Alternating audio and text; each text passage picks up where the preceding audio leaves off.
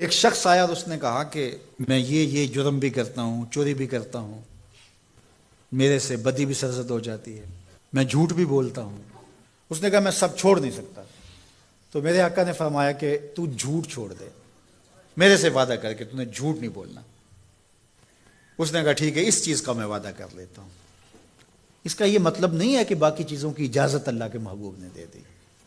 یہ حضور کی تربیت کا طریقہ تھا، مربی کو پتہ ہے کس طرح تربیت کرنی۔ ایک صاحب آئے، اس نے کہا حضور میں اسلام تو قبول کرتا ہوں لیکن نمازیں 5 نہیں پڑھ سکتا، نمازیں 2 پڑھوں گا۔ مسند امام احمد بن حنبل میں روایت ہے۔ تو آقا کریم نے فرمایا ٹھیک ہے، 2 نمازوں پر اس کو بیعت کر لیا۔ اس نے جب 2 پڑھی، اس نے کہا میں تو تہجد بھی پڑھوں گا۔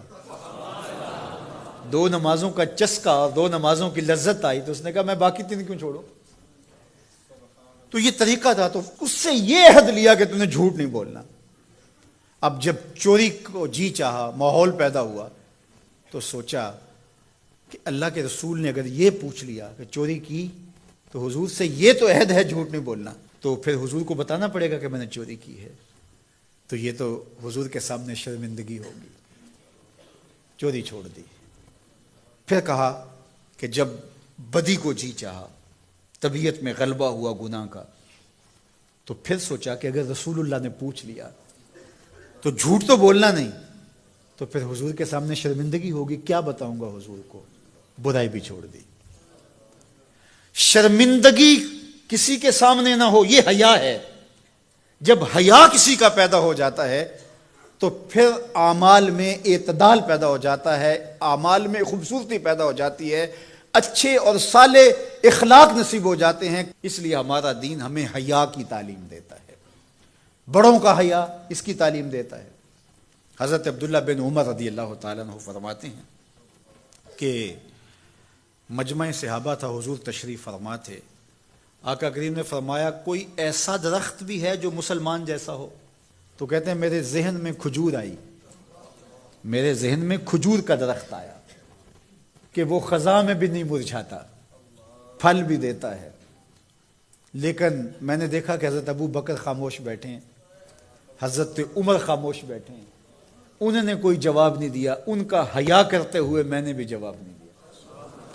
بعد میں حضور نے فرمایا کہ کھجور کا درخت ہے۔ کہتے ہیں میرے دل میں بھی یہی تھا اور میں بولنا چاہتا تھا، لیکن ان بڑوں کا حیا کرتے ہوئے، میں چھوٹی عمر کا تھا، میں نہیں بولا۔ یہ ہمیں بڑوں کا ادب، بڑوں کی تعظیم، بڑوں کی حیا کا سبق دیا گیا ہے، درس دیا گیا ہے، یہ ہمیں سکھایا گیا، یہ ہمیں بتایا گیا، یہ ہماری زندگی کا حصہ ہے۔ حتیٰ کہ حیا تو چھوٹوں سے بھی کیا جاتا ہے۔ بہت سارے ایسے کام ہیں چھوٹے بچوں کے سامنے جائز بھی ہوں تو ہم نہیں کرتے، کہ یہ بچوں کے سامنے کہنے کی بات نہیں ہے، یہ بچوں کے سامنے کرنے کا کام نہیں ہے۔ جائز امور بھی ماں باپ کے سامنے، بڑوں کے سامنے نہیں کیے جاتے، تو یہ آداب میں سے ہے۔ کسی کے سامنے جو ہے وہ اپنے ناک کو جھاڑنا، یہ حیا کے منافی ہے۔